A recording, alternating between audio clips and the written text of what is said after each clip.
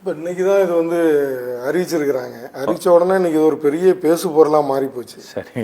அதாவது பேர் பெத்த பேர் நீரிலேசுன்ற மாதிரி இவர்கள் பெருசாக ஏதாவது சொன்னாங்கன்னா பின்னாடி என்ன சொல்லுவாங்கன்றத நம்ம வந்து ரொம்ப எச்சரிக்கையாக கவனிக்கக்கூடிய ஒரு இடத்துல தான் இருக்கும். ஏன்னா இவங்க அறிவிக்கிறது எல்லாமே பெருசாக இருக்கும். நான் வந்தால் நல்லது தான், இது வந்து மோசம் அப்படின்னு சொல்ல முடியாது. ஏன்னா ஒரு காலத்தில் வந்து ராஜாக்கள் காலத்தில் ஒரு வியாபாரிகள் இல்லை வியாபாரியோ இல்லை பொதுமக்களோ சாலையில் போகும்போது அங்கங்கே அந்த கல்லர்கள்னு சொல்லுவாங்க, வண்டியை மறித்து இருக்கிறதெல்லாம் பிடுங்கிட்டு விட்ருவாங்கன்ற மாதிரி வந்து அங்கங்கே ஒரு 60 கிலோமீட்டருக்கு ஒவ்வொரு வாட்டி இந்த டோல்கேட்டை வச்சு காசை பறிக்கிறது வந்து மிகப்பெரிய ஒரு பொதுமக்களுக்கு வந்து ஒரு பெரிய சுமை தான்.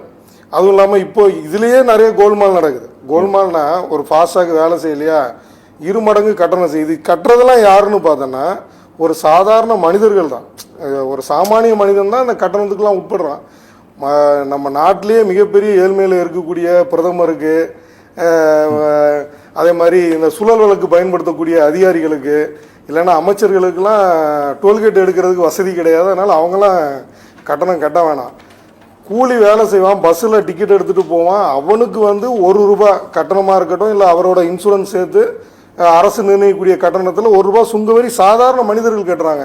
இவர்களெல்லாம் பெரிய பணக்காரர்களாகவும் அதிகாரத்தில் இருக்கக்கூடியவர்கள் இல்லை பணபலத்தில் இருக்கக்கூடியவர்கள் என்ன பண்ணுறாங்கன்னா அவர்களுக்கு இலவசமாக இவர்கள் எல்லாம் பெரிய அறிவிப்பு பலகையே இந்த டோல்கேட்டில் இருக்கும்.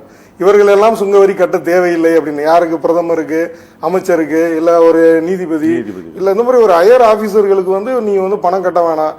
இரண்டாவது வந்து பார்த்தீங்கன்னா அதிகாரத்தில் இருக்கும் அரசியலில் இருக்கிறவர்கள் இல்லைன்னா ஏதாவது ஒரு கட்சியில் இருக்கிறாங்கன்னா அவங்க கட்ட வேணாம். இது எல்லாமே எங்கே திணிக்கப்படுதுன்னா ஒரு சாதாரண மனிதர்கள் தலையில தான் இது வந்து திணிக்கப்படுது. சரி.